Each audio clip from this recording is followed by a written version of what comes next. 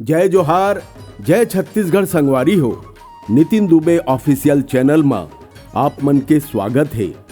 छत्तीसगढ़ के voice melody king superstar Nitin Dubey ji हमेशा एक ले बढ़ के एक सुपर डुपर ब्लॉकबस्टर गीत देवत आवत हैं, जैसे कि हाय मोर चांदनी, हाय रे मोर कोचई पान, काते रूप निखारे चंदेनी, तोर बर मोर दिल बेकरार, रायगढ़ वाला राजा संग होली, बर्बाद कर दे है मोला, चांदनी 2, गुलमोहर और वर्तमान के टॉप ट्रेंडिंग सॉन्ग चंदा रे।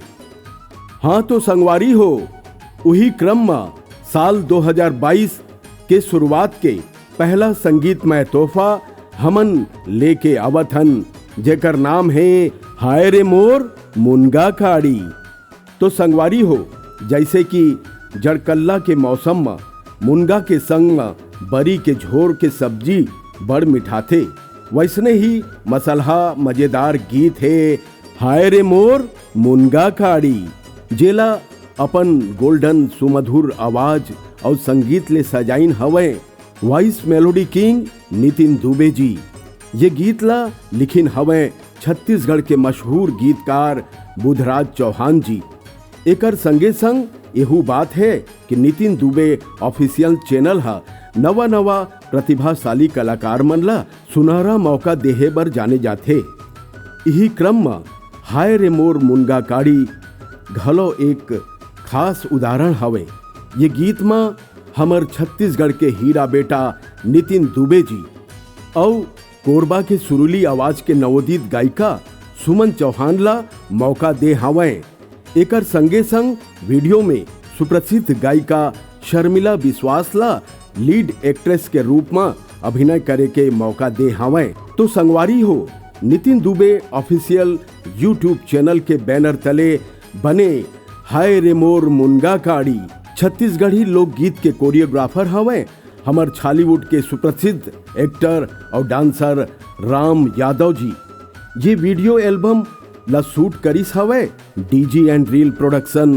एकर निर्देशक हवे दीप्तांशु छड़ी मली जी और एकर पोस्टर डिजाइन करीन हवे राहुल विश्वकर्मा जी।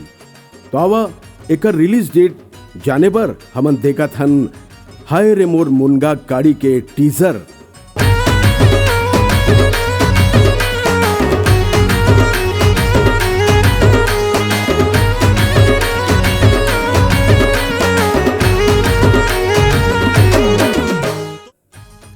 हाँ तो संगवारी मन, कैसे लगिस हमर टीजर? इला लाइक करके और कमेंट करके जरूर बतावा, और ये टीजर ला ज्यादा ले ज्यादा शेयर करके बगरा देवा। अगर हमर चैनल ला अब तक सब्सक्राइब नहीं करे हवा तो लाल बटन दबा के सब्सक्राइब जरूर कर लिहा। और 21 जनवरी दिन शुक्रवार बिहनिया 7 बजे देखे बर झन भुलाहू नितिन दुबे जी के नया धमाका हाय रे मोर मुनगा काड़ी।